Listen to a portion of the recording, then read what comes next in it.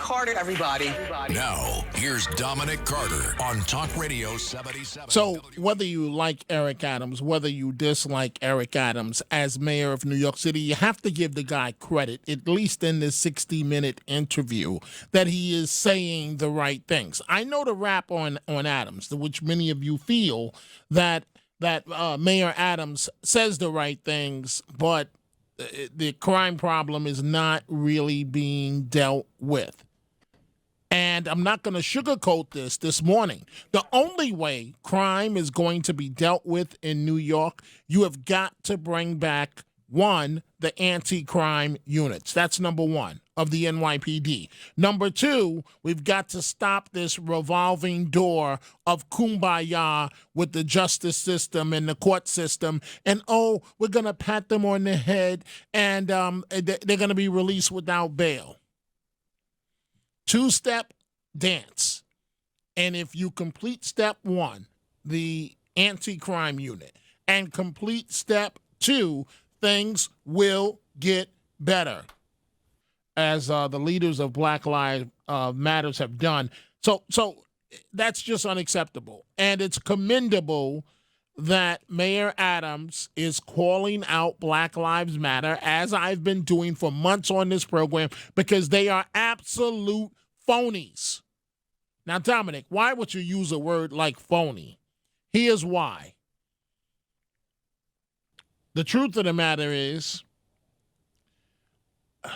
all across America, black people are killing black people just about every day. And it's business as usual. No one says a word outside of the crying mother and relatives. Business as usual. The moment that it happens to involve a white police officer, justified or not, get the live trucks ready to go. Get the satellite trucks ready to go. We're going to be live wall to wall. Hear the protests. There are no protests. We're going to manufacture the protests and work people up to get them out there protesting, because we're going to get the headlines. We're going to get the ratings. And it comes down to money and of course, and the woke crowd. And of course, once the cameras are there, then you know that the ambulance chasers are not far away. I, for one, I'm not with the let's make a million excuses. It's either you succeed, because if you work hard in this great country, it's the sky's the limit. If you're willing to work hard and not hide behind excuses. Let's go to our friend Stan in Forest Hills. Good morning, Stan. What's on your mind? I want to take a little ride down to the border. Okay, let's go down to the border. But my border is the people that were there today. The so-called minority leader and Marjorie Taylor Greene, these phonies that were there today down by the border. And I'm not interested in talking about what's going on in the border. We know. I'm interested in talking about the minority leader, this phony, this incompetent who wants to be speaker but doesn't have the guts to deal with his own party. We now know, and he said it in his own words, and we got his own words, that he could not stand Donald Trump anymore, that he was fed up with him, and that he wanted to tell him, and he said he was responsible for part of the insurrection, and he knew he was. And so what does this guy do? He basically does a mea culpa, goes down to Florida, and shines the boots and shoes of Donald Trump, kisses up to him. This is the man that's going to be speaker. This is disgusting. This is not. Okay, this is why this country is the way it is. Stan, because nobody has the guts. But to guess stand what? Up to this guy. But that's called modern day politics on the Democratic side and the Republican side. So let's just go back to Obama for argument's sake. Do you think everybody on the Democratic side really liked him? Of course not. Any president. But, they make their comments privately, and sometimes there'll be a leak of emails. And then this has been my world of politics. where people often will say the exact opposite, Stan, of what they just told me in the commercial break. And you know what they told you during the commercial break was real, but as soon as the camera went on, they said the exact opposite. That's modern day politics. No? Barack Obama did not commit crimes like foster an insurrection. Okay? Barack Obama never did that. Okay? We have a man. I didn't make it up. I didn't say these words. That's what the minority leader said. Don't talk about Barack Obama. He didn't try to overthrow the elections. No. What are you talking about? The reason why I used Obama as an example is that he was so beloved by many on the Democratic side. I was trying to illustrate the point, Stan, that even someone that is as beloved as Obama, folks publicly loved him and some elected officials, but privately he was not their cup of tea. That's modern day politics. Agree. A lot of people didn't like him, but he didn't commit crimes or didn't attempt to try to stop elections. And hopefully that is the difference. Well, I'm not a big fan of Obama. Well, actually, he was borderline on committing one crime that Mr. Obama that he got away with. What was that? If you recall, Stan, when he took out a mortgage on his home in Illinois, that mortgage was through a shady businessman. And during the campaign, the way that Obama explained it was he said it was a, quote, boneheaded move. And the feds, I guess because we were in the middle of an election, did not prosecute. But any other time, he could have went down criminally on the loan.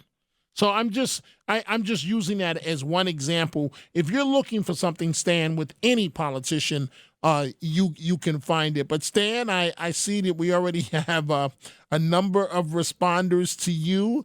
And so, Stan, I thank you, my friend, for the call, and I haven't forgotten the cake that you that you get have. The shot. How about the shot? Did you get the shot? I haven't gotten the shot please, yet. Tom, please get it, please. Well, thank you, Stan. I'm just a little now, Stan. I see 4 calls responding to you on the board, and so I thank you for the call, Stan, and I'll get the shot. I'll get the shot. Thank you. So now, thank you, Stan, for the call. Let's go from Brooklyn to New York.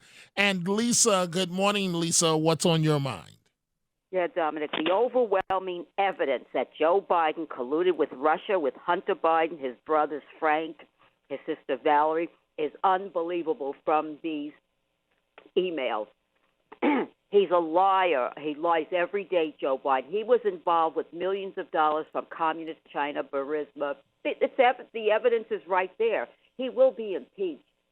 Well, hey, Lisa, we will see about that. But one headline, normally I read the Hunter Biden stories, but one headline really has me confused this morning. And normally I don't stop and pay that much attention to them. But one of the headlines as it relates to Hunter Biden is that, and he acknowledges this in his own book, that his brother's wife, who he ended up having an affair with, he demanded that she go get tested for HIV. And this is his brother's wife, and they're carrying on. And Lisa, I don't get that one. I know what the allegation is, reading between the lines, but I thank you for the call, Lisa. Let's go now from New York to Westchester. And Alana, good morning to you. You are on Talk Radio 77 WABC. Dominic, your show's awesome. One thing I want to say is I'm very sorry about the firefighter in the city. I just want to say that yes. Regards. So Stan, he said that he knocked these people for being at the border. I guess he forgot that Biden has never been to the border. Kamala Harris has never been to the border. So Stan should, pay attention to what's going on in the world and stop hating so much. And he should also remember that Biden is the one that caused the death in Afghanistan And he also should remember the weapons that were left behind, the dogs that were killed and savagely their nose cut off. He should remember that the oil prices are high because he stopped the pipeline. He should realize that the police are getting assassinated because a lot of people that hate cops want to get away with whatever they want to do and make the cops look bad. So I'm feeling that, Biden and then Ukraine, I'm a lot upset about Ukraine because I think what's going to happen is I think this Putin is going to, do nuclear warfare in America. Maybe we don't know, but he doesn't care. He doesn't have he doesn't care. He's killing babies and moms and fathers and children. So I hope we go in there and help more. Well, I thank you for the telephone call, and it remains to be seen what the U.S. is going to do as it relates to Ukraine. But again, the one area, as I said at the top of the show, where the U.S. has succeeded is that Russia is weakened. They have been exposed as this war has now entered 2 months, and lots of phone calls, folks. I hope Stan is listening, okay? Because I want to tell you something. He is an example of somebody who I don't think he was born this deluded or moronic, but I think he drank the Kool-Aid, and he's an example of so many people that drank the Kool-Aid. You know what he said? And I hope he's listening. I want to dissect this. He said that Obama doesn't block elections like Trump. Trump blocks elections. Well, let me tell you something, Stan.